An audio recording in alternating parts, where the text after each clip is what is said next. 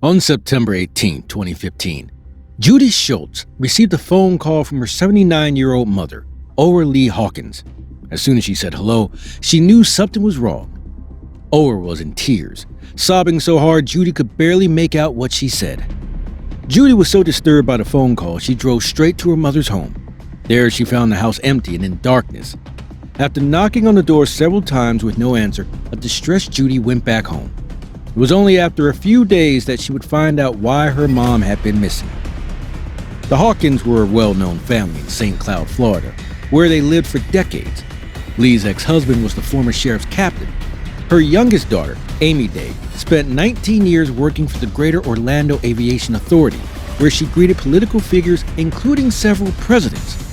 Ora was retired and would go to church every Sunday. Things were normal for everyone until Judy received that disturbing phone call from her mother. Judy recognized the voice at the other end of the line as that of her mother, but her mother sounded nothing like herself. Ora talked about taking a sudden trip to Colorado for 6 months with a church friend by the name of Rose. Before Judy could process the bizarre occurrence, Ora hung up. Judy knew something was off, as she knew her mother would never miss Christmas with the family or be away from her grandson. Ora wouldn't just decide to leave for Colorado, much less announce it over a tearful telephone call. Panicked, Judy got in her car and sped towards her mother's house, only to find the house in total darkness except for one dim light coming from her mother's living room. Judy rang her sister, 44-year-old Amy Day.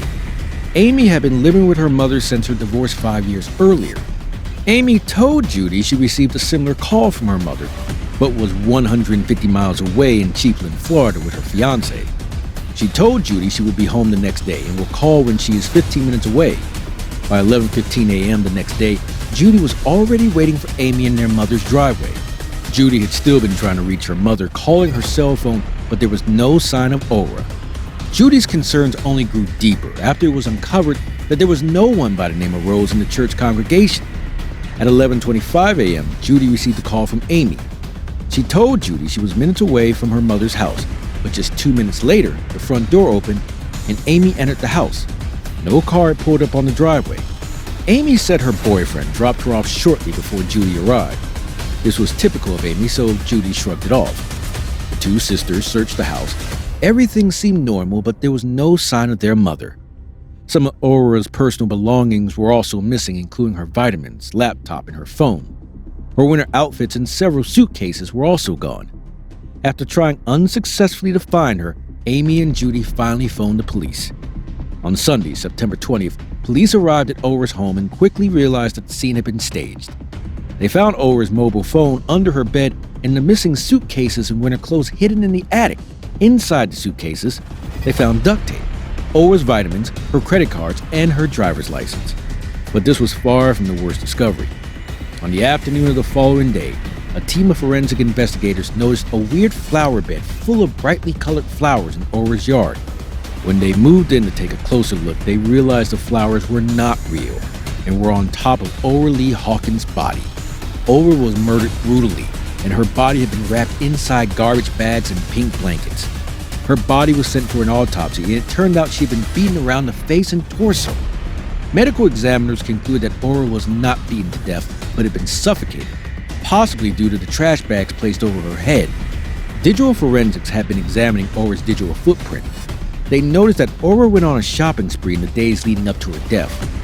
On Saturday, the 19th, she spent $1,000 at Walmart. She also made multiple bank transfers, and on the morning of her death, she withdrew $400 from a nearby ATM. However, when police went through the CCTV footage, they found that the person withdrawing the money from the ATM was not in fact Ora, but her youngest daughter, Amy Day. The police also found out about Amy's troubled life. By 2015, her life had been on a downward spiral. She lost her job at the Greater Orlando Aviation Authority after she started acting weird at her job and was asked by officials to take a fit-for-duty exam. Amy was addicted to painkillers and anti-anxiety medication. Although they didn't find any illegal drugs in her system, she accepted her severance check of just $20,000 and retired. In 2009, she landed a job as a 911 operator for the Osceola County Sheriff's Department. But just 3 months into the job, she was arrested for driving under the influence. She managed to keep her job for another month before being arrested twice for DUIs, after which she was let go from the sheriff's department and sentenced to 22 days in jail. She got divorced and by 2010 went back to living with her mother.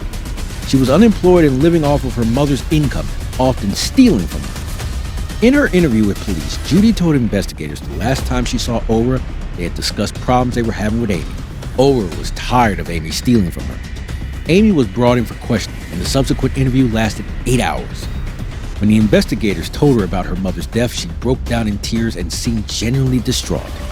During her September 21st interview, she gave the same account to the officers that she provided that morning. She also gave officers her mobile phone. When Amy was asked about her fiancé, she told him they had been dating for 2 years and would soon move to Ohio so that Amy could start her new job as a paralegal at a law firm. She had made plans for them to stay with her friend Melissa Smith, who lives there. She also had an alibi for the evening of the 19th. However, as she was being interviewed, detectives had dug into her phone records, online activity, and her alibi. It became clear that Amy was lying. When police went through her phone, they didn't find any evidence of an incoming phone call from her mother on September 19th.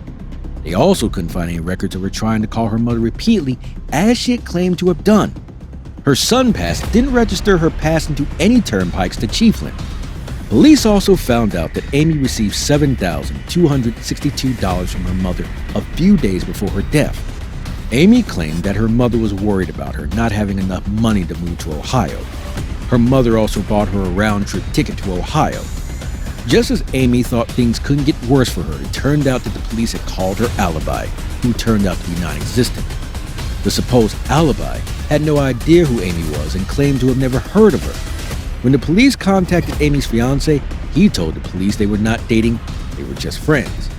Her fiancé also told police that Amy had called him and asked him to lie to the police and tell them he picked her up at 5. The breaking point of this investigation was when the police discovered Amy had called her friend Melissa to tell her about her mother's death a day before she was discovered. On November 21st, Amy Day was arrested and charged with first-degree murder, kidnapping, and aggravated abuse of the elderly. She stood trial in 2018, and after 4 days of testimony and just 2 hours of deliberation, the jury found her guilty, and she was sentenced to life in prison without the possibility of parole. The murder of Ora Hawkins is tragic. Such a sweet elderly lady. This case teaches if you can't get through to an older person on the phone, call the police right away to have their welfare checked. They could be dying slowly and painstakingly all by themselves.